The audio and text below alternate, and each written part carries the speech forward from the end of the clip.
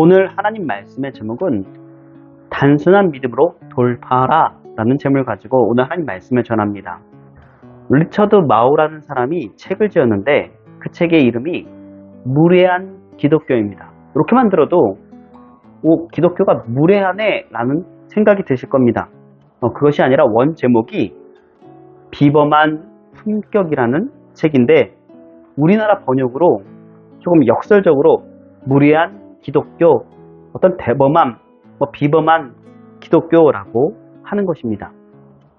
그럼 품격이란 사람된 바탕, 타고난 성품입니다. 그럼 비범한 바탕, 비범함의 어떤 성품은 그리스도인에게 가장 필요한 요소죠. 자동차 두 대가 있었습니다. 경적 울리며 서로 범퍼를 맞다 대치되면서 아주 양보하지 않고 열심히 그것에 일촉즉발의 그런 상황으로 내닫게 되었습니다. 결국 한 차가 앞으로 억지로 나아갔고 다른 한 차는 뒤로 밀리기 마련입니다. 그 밀린 차가 그 운전수가 화가 엄청 났습니다. 근데 길을 비켰지만 욕설을 퍼붓고 밖에 나와가지고서 생떼를 치고 그러니까 지나가던 사람들이 뭐라고 얘기하냐면 모든 것이 산산조각이 나는 것 같아. 그러다가 모두 죽어 라고 소리쳤다고 합니다. 그러면 이 상황이 무엇이냐면 우리가 사는 세상을 비유하는 거죠. 항상 우리가 사는 세상은 대치하기 마련입니다. 낙태 찬성론자, 반대론자, 동성애 해방론자, 전통 가정 수호자, 법원에 맞서고 있는 남편과 아내 등등 대립적인 관계가 세상의 관계라는 거죠. 그래서 양육강식의 세상이 이 세상이라고 얘기하는 것입니다. 전쟁과 같은 이 세상이 우리에겐 어떻게 그리스도인으로서 돌파해 나가야 될 그 세상인지 우리는 눈으로 보고 하나님께서 주시는 그 믿음 가지고 살아야 될 줄 믿습니다. 어떤 아이가 묻습니다. 어젯밤 뉴스에 보니까 비가 온대 엄마 오늘 비가 안 왔으면 좋겠어. 그래서 하나님께 기도를 했는데 들어주시겠지? 엄마 말 그래 당연히 기도 들어주시지. 그리고 난 후에 학교를 가는 준비하려고 막 나가려고 하는데 엄마가 외친 말이 무엇인지 아십니까? 우산 가지고 나가야지. 그럴 때 아이는 하나님께 비 안 오게 해달라고 기도했으니까 난 우산 가지고 안 가도 돼 라고 하면서 나아갔습니다. 그냥 갈래. 그러면 어떤가요? 일단 아이의 어떤 단순한 허무맹랑한 믿음이 어리석다고 생각하십니까? 아니면 어른이 되니 좀 성숙되어서 여러 가지 준비를 해야 된다는 걸 아는 것이 현명하다고 생각하시나요? 그러면 아이에게도 어른에게도 배울 점이 있습니다. 우리가 아이에게 배워야 할 점은 순수한 믿음, 한 가지만 집중할 수 있는 믿음을 우리는 본받아야 된다는 거죠. 주는 나의 피난처라는 책에서 코리텐 붐 여사는 자신의 부친이 그 나치를 피해 숨겨주었던 유대인 어머니와 아이에 대해서 얘기해주고 있습니다. 더 안전한 장소로 옮겨야 했던 그 상황에 대해서 얘기를 하는데 그때 그 지방 한 목사님이 그 가게를 들어왔습니다. 그에게 이 유대인을 집에다가 데려다 줄 수 있겠느냐고 물었습니다. 위험한 상황이죠. 그 목사님은 한마디로 거절했습니다. 그 순간 코리는 충동적으로 뛰어서 나가가지고 그 아이를 안았습니다. 그래서 그런 상황에도 목사님은 흔들리지 않았죠. 절대 안 됩니다. 저 유대인 아이 때문에 우리들의 목숨이 위험해질 수 있습니다. 그 순간 코리의 아버지 텐붐은 앞으로 한 발짝 나오더니 이렇게 얘기했습니다. 아이를 들어 자기 품에 안으며 얘기했습니다. 그는 잠시 아이의 얼굴을 응시하며 부비며 그것을 보더니 목사님을 향해서 이렇게 얘기했습니다. 당신은 이 아이 때문에 목숨을 잃을 수 있다고 얘기했습니다. 나는 그것이 맞다고 생각하지만 우리 가족이 얻을 수 있는 최대한 영광이 그것이라고 생각합니다. 많은 사람들의 목숨을 감당해야 하는 그 목사님, 그것이 잘못됐을까요? 한 영혼을 소중하게 여기는 텐품의 가족. 여러분 무엇이 맞다고 얘기하실까요? 그 상황에서. 그럼 무엇이 잘 되고 못 되고 이 잘못을 따질 수 없을 것 같습니다. 직접 겪어야지만 그 마음과 행동과 모든 것이 이해할 수 있고 판단할 수 있기 때문이죠. 그럼 분명한 것은 텐품의 가족, 이러한 각오가 없었다면 억압받던 그 유대인을 어떻게 그 위험에서 수개월 동안 견뎌낼 수 있게 할 수 없었을 겁니다. 즉 텐품의 가정은 비범한 품격을 가졌습니다. 여러분 목사로서 성도로서 우리가 이것을 들을 때 고민이 많아지지 않을까요? 온유한 정신을 가지고 동시에 강한 신념을 어떻게 우리가 지킬 수 있을까요? 지킬 수 있는 방법은 단순합니다. 내가 하려던 한 가지에 집중하는 단순함. 다른 나머지는 그냥 온유함을 가지고 대하는 단순함. 어려운 일이죠. 훈련해야 하며 노력해야 됩니다. 신학교 교수가 하루는 신학생들에게 이렇게 얘기했다고 합니다. 여러분, 천국에 대해서 설교를 할 때 기쁨이 넘치는 그 얼굴 표정으로 설교해야 됩니다. 그래야 천국에 대한 기쁨을 성도님들이 알 수 있죠. 그때 불만 가득했던 한 신학생이 이렇게 질문했습니다. 그런데 교수님, 지옥에 대해서 설교를 하려면 어떻게 해야 되나요? 그러자 신학교 교수가 이렇게 얘기했습니다. 간단하죠. 학생은 평소의 표정 그대로 설교하면 됩니다. 밝은 표정으로 하고 살기 힘든 세상입니다. 심지어 천국 설교를 하면서 읽어진 설교를 하는 사람들도 많이 있죠. 그래서 우리는 어떻게 설교를 해야 되냐? 이 상황 그대로 우리가 무표정으로 하는 그 상황도 지옥에 탁 맞다라는 얘기죠. 지금 한국교회는 심각한 침체에 빠져 있습니다. 교회마다 어렵고 성도들도 어렵고 뭐 물질적인 거나 영적인 거나 모든 것이 어렵기 마련입니다. 그러면 그렇다고 마냥 기다릴 수는 없죠. 그것이 침체되게 말입니다. 반드시 우리는 움직여야 됩니다. 이 위기가 기회로 삼고 새로운 도약을 해야 됩니다. 그러면 오산세교급식교회 10월 마지막 주에 전도 초청 주일이 있습니다. 오늘부터 전도할 사람 우리가 생각해서 복음을 전하는, 그러면 10월 마지막 주에 우리가 맛있는 음식을 대접할 겁니다. 뭐 성도님들이 오던 오지 않던, 그러면 우리는 무엇을 해야 되냐? 오던 오지 않던 하나님의 복음을 전하는 사람이 될 줄 믿습니다. 우리 가정교회라서 이 가정교회는 어렵다. 맞습니다. 그렇지만 우리는 그 기회를 삼아서 전도하며 복음을 전하며 하나님이 주시는 그 은혜를 우리가 찾아야 될 줄 믿습니다. 저는 목사니 주변에 믿는 사람들이 많은지라 전도하기가 그렇게 찾기가 쉽지는 않더라고요. 그렇지만 계속적으로 복음을 전할 생각입니다. 10월 말까지만이 아니라 계속 전해야 되겠지만 집중하는, 우리가 단순한 믿음을 가지고 집중하는 10월 말까지 그 시간이 되었으면 좋겠다라는 것입니다. 여러분도 복음을 전하여서 초청하는 성도가 되시기 바랍니다. 전도 초청 주일은 언제요? 10월 27일 마지막 주일에 있습니다. 오산세교급식교회 그 위기가 새로운 도약이 될 것입니다. 첫 번째, 우리는 믿음의 비상조치를 취해야 됩니다. 그럼 새롭게 비상하고 도약하는 일은 결코 쉽지 않습니다. 특별한 조치가 필요하다는 거죠. 우리의 문제가 무엇입니까? 매너리즘에 빠져 있다는 거죠.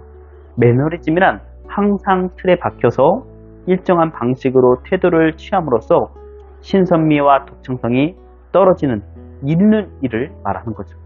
주일이니까 주일 와서 예배를 드리고, 예배하니까 그냥 예배를 드리고, 누가 오라 그러니까 예배를 드리고, 이렇게 누가 다른 사람의 핑계를 대면서 내가 그것에 예배를 드린다는 거죠.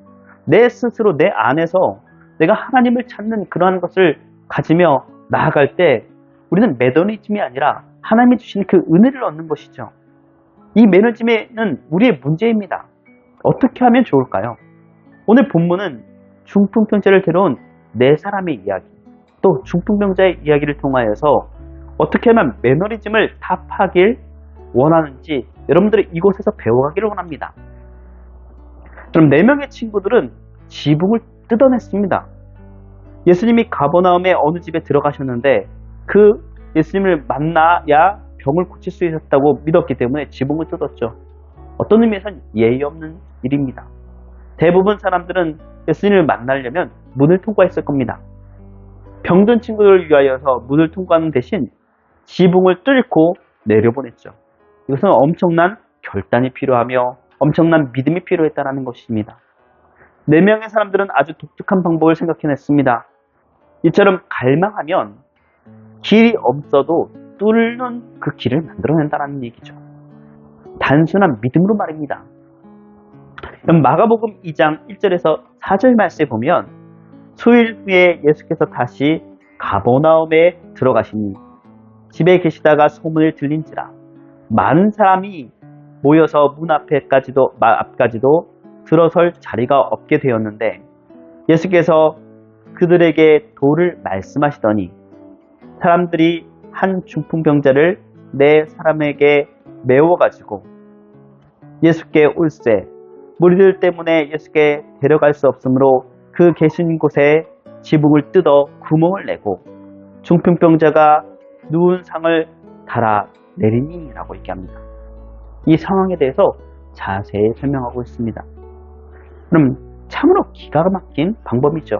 예의는 없지만 사람이 너무 많아서 들어갈 수 없으니 지붕을 뚫고라도 예수님을 만나야겠다는 그 열망이, 그 믿음이 단 한 가지의 그 단순한 믿음이 있었다는 것입니다.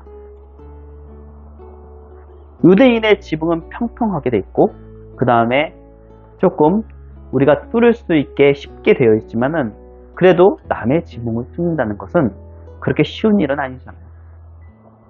그러면 예수님께서 그것을 보고 얼마나 놀라셨을까요? 그렇지만 그들에게 있어서 인생의 멋진 도약이 되었습니다. 여러분 인생의 새로운 비상길을 그것을 통하여서 올라가기를 원하십니까? 그렇다면 우리는 할 수 있는 일이 무엇인가?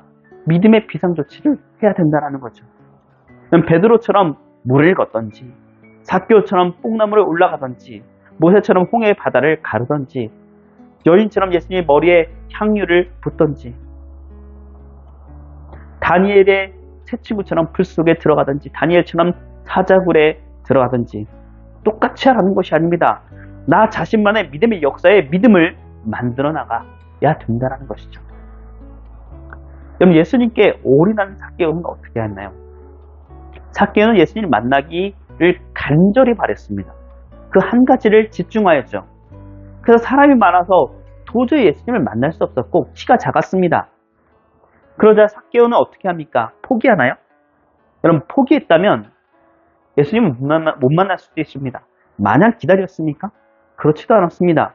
삭개오는 먼저 가서 예수님이 오시는 그 길목에서 기다렸습니다. 여러분 예수님을 놓쳤다면 삭개오는 평생 버림받았을 수도 있습니다. 여러분 그런데 삭개오는 결단하였죠. 비상조치를 취했습니다. 모든 위험을 무릅쓰고 뽕나무에 올라가 뽕나무가 돌 감람나무입니다. 그 위로 올라가서 예수님을 만났습니다. 예수님이 불러주셨습니다. 그리고 예수님이 너의 집에 유하겠다라고 복을 누리게 되죠. 영적인 행복자가 되었습니다. 영적 매너리즘에 빠져있는 우리는 어떻게 되냐면 진정한 도약을 해야 된다는 거죠. 영적인 비상조치를 우리는 취해야 된다는 것입니다. 모험을 두려워하지 마시고 도전하고 위험을 무릅쓰고 이럴 때 평범하게 우리는 해서는 안 된다는 것입니다. 여러분 보통 사람이 했던 것을 하려고 하면 아무것도 이룰 수 없습니다. 비상조치는 그야말로 특별한 것입니다. 남이 안 하는 것을 하고 불가능하게 보이는 것도 우리가 시도를 하고 상상 외에 희생을 감수하는 것도 우리가 해야 된다는 거죠. 그리고 대대적인 비상수단을 동원하는 것입니다. 어떻게 할 수 있나요? 믿음의 사람은 이렇게 할 수 있습니다. 그렇게 움직일 수 있다는 거죠. 삶을 허무는 불청객인 매너리즘을 어떻게 우리가 떼어낼 수 있을지 고민해야 됩니다. 근데 매너리즘이라고 하니까 조금 이 말이 어렵습니까? 매너리즘? 그래서 여태까지 매너리즘이라고 얘기했는데 매너리즘을 타성으로 바꿔보겠습니다. 타성에 졌다. 일상에 익숙하면 길들여져 나태해졌다. 예배도 나태해지고 모든 것이 나태해져 영적으로 나태해졌다. 침체됐다. 이 말을 하는 겁니다. 좀 귀에 확 들어오시나요? 새로운 도약을 원하지만 실패하는 원인은 이 타성 매너리즘입니다. 안전하다고 여기는 여기가 그 울타리를 내가 치는 순간 타성에 젖어서 나를 감금시킨다는 것. 익숙함은 점점 독창성을 잃어버리고 창의성을 빼앗게 됩니다. 그러다 타성에 젖어 뒤틀리기 시작하죠. 무욕, 무좌절, 좌절감, 또 우울감 등의 생각이 있어서 모든 것을 멈추게 됩니다. 이처럼 타성이란 틀에 갇히면 내 생각에 곰팡이가 생긴다는 거죠. 썩는다는 것입니다. 삶의 전환이 필요한 시점이 생각에 환기를 해서 이 곰팡이를 띄어내야 된다는 거죠. 타성에 빠져나와 도전을 하는 여러분이 되시기 바랍니다. 그럼 두 번째, 단순한 믿음을 가지라는 것입니다. 가장 중요한 말은 본문을 보면 중풍병자를 데려와 네 사람을 지붕을 뚫고 중풍자의 침상을 내리는 그 장면입니다. 방 안에 있던 예수님이 어떻게 하셨을까요? 아마 깜짝 놀라셨을걸요. 그리고 그 믿음을 보시고 감탄하시면서 중풍병자의 죄를 용서해 주시고 그 질병을 깨끗이 치료해 주셨습니다. 그럼 마가복음 2장 5절 말씀에 예수께서 그들의 믿음을 보시고 중풍병자에게 이르시되 작은 자야 내 죄사함을 받았느니라 하시니, 예수님께서 누구의 믿음을 보시고요? 중풍자를 치료해 주셨다고 하시나요? 그 네 사람의 친구의 그 모습을 보시고 치료해 주셨습니다. 여러분, 그런데 치료해 주었다라고 하여서 우리가 오해하지 말아야 할 것이 있습니다.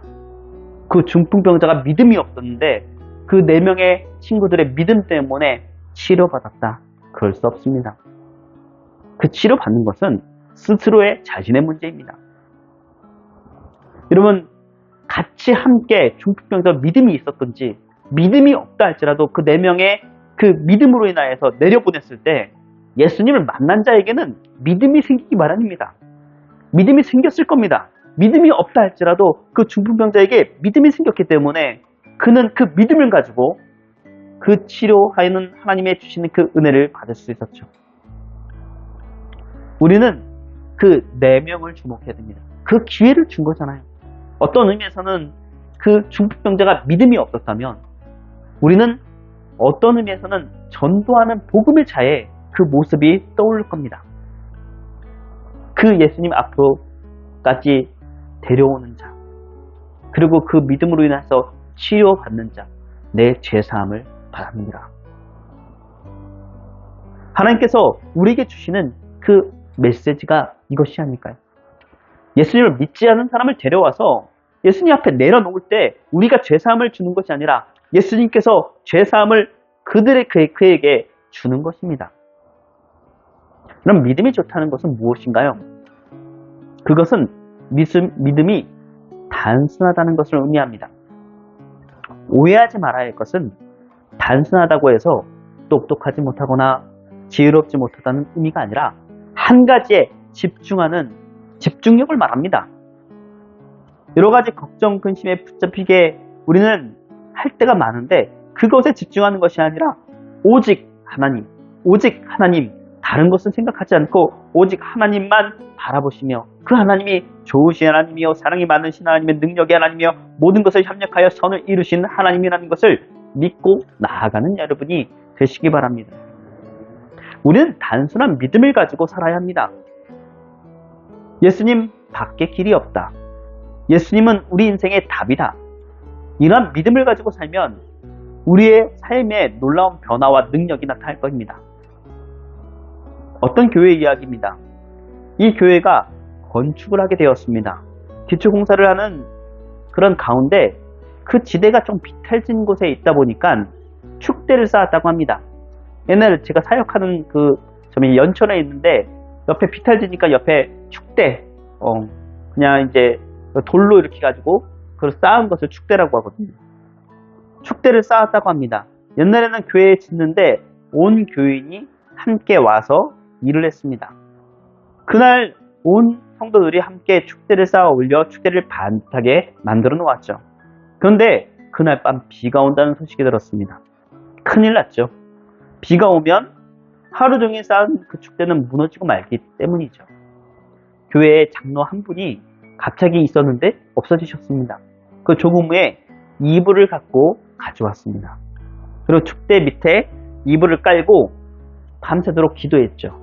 하나님 아버지, 이 비가 오면 저도 같이 축대에 깔려 죽겠습니다. 그러니 하나님께서 저를 살려주시고 이 교회를 살려주십시오. 여러분, 그날 밤 비가 한 방울도 오지 않았다고 합니다. 여러분, 단순하고 진정한 믿음입니다. 그러나 다른 한편으로는 이것이 올바른 믿음인가? 이거에 대해서는 우리는 다시 생각해 봐야 될 문제지만 단순한 믿음은 분명합니다. 단순한 믿음은 때로는 무모해 보이기까지 하죠. 그러나 그러한 믿음이 놀라운 능력을 가져오게 하는 것입니다. 그 이유는 하나님께 모든 것을 걸었기 때문이죠. 이런 말이 있습니다. 시계가 하나인 사람은 시간을 정확하게 알지만 시계가 두 개인 사람은 결코 확실한 시간을 알지 못한다. 무슨 말일까요? 한 개의 초점만 가지고 살라는 것입니다. 여러분, 예수님이라는 그 초점, 하나님이라는 초점, 예수님을 믿는 것은 오직 하나님 함께 우리가 초점을 맞추고 사는 삶이라는 것이죠. 그럼 예수님을 믿는 것은 오직 하나님 한 분께 초점을 맞추고 살 때 하나님만 바라보라, 해바라기처럼 하나님께 소망을 두어라, 하나님께 집중해라, 하나님께서 그 마음에 합한 자에게 능력을 주시듯이 힘써라, 도약하기를 원하십니까? 영적으로 도약하기를 원하신다면, 인생의 높은 비상하기를 원하신다면, 그럴 때 한 가지 초점을 가지고 우리는 살아야 됩니다. 이것이 단순한 믿음이라는 것입니다. 세 번째, 무리할 때는 반드시 무리해야 합니다. 우리는 무슨 일이든지 무리하지 말아야 되죠. 왜 그런가요? 무리하면 부작용이라는 것이 발생합니다. 무리하면 차라리 하지 않는 것보다 못한 나쁜 결과를 가져오기도 합니다. 무리하면 좋은 것보다 안 좋은 게 더 많습니다. 그러나 우리가 살다 보면 반드시 무리해야 할 때가 있다는 거죠. 이때 반드시 무리를 해야 됩니다. 그때가 언제입니까?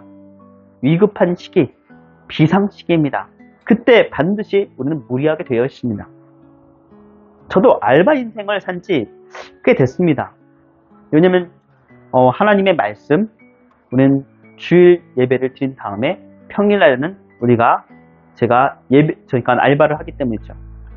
알바 인생을 살다 보니까 이 알바 인생이 언제 잘릴지 모르는 추풍 낙엽 같은 그런 존재입니다. 그래서 저도 좀 무리를 했죠. 주일만 빼면 그냥 괜찮다는 그 한 가지만 가지고 월요일부터 토요일까지 일하고, 휴일날은 보니까 설날, 신구정, 추석, 근로자의 날, 석가탄신일, 크리스마스 이렇게 쉬더라고요. 그래도 일단은 한 가지는 맞았습니다. 일요일날은 쉬지 않는다. 일요일날 일하면은 좀 더 좋아요. 왜냐면은 여태까지 월급인데 거기에서 일요일날은 그냥 지원 나가기 때문에 그 하는 족족 나한테 다 들어오는 겁니다. 그러면 돈이 꽤 벌린다고 하죠. 근데 주일날은 못 간다. 못을 박아놨습니다. 그러니까 주일날에 돈을 많이 번다고 합니다. 그래도 주일날은 우리가 예배를 드렸기 때문에 주일날만은 내가 집중한다라는 거지. 그럼 그러다 보니까 조금 월요일서부터 토요일까지 준비할 시간도 있어야 되는데 무리하는 것은 맞기도 합니다.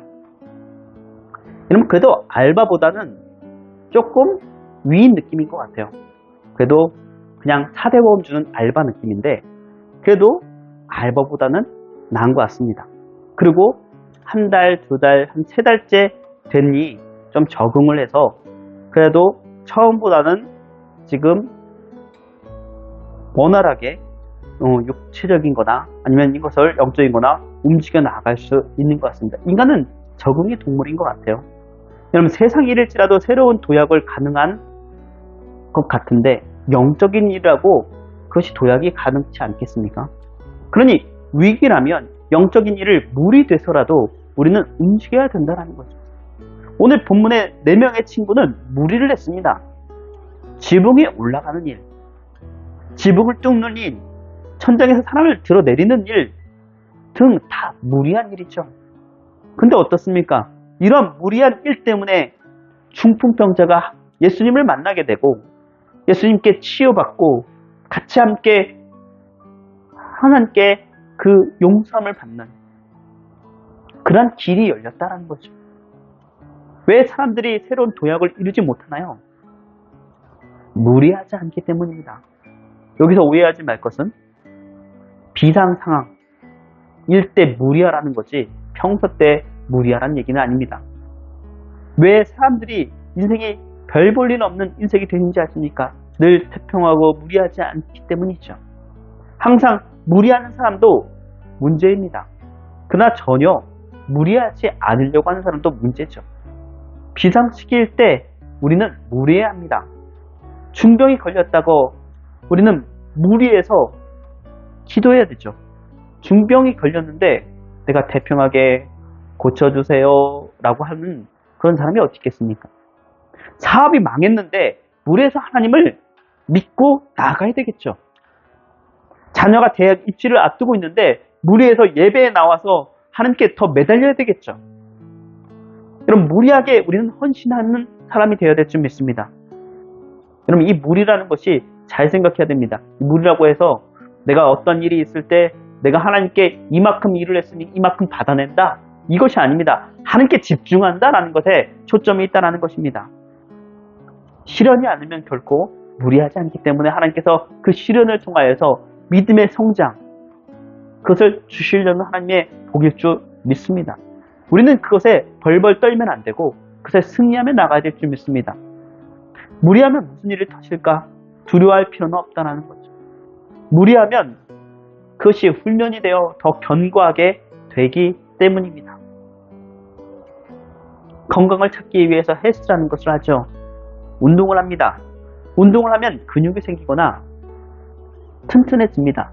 누구나 알죠. 그런데 운동을 할 때 힘이 안 들어가게 살살 하고 조심조심스럽게 하고 그러면 계속해도 운동이 되지 않습니다. 왜냐면 그 근육이 자라는 것은 조금 약간 무리를 해서 이게 찢어져 가지고 낫는 과정에서 근육이 생긴다고 합니다. 무리를 해야 된다는 거죠. 근육도. 그래야지 낫는 과정에서 근육이 생기고 건강해진다는 거죠.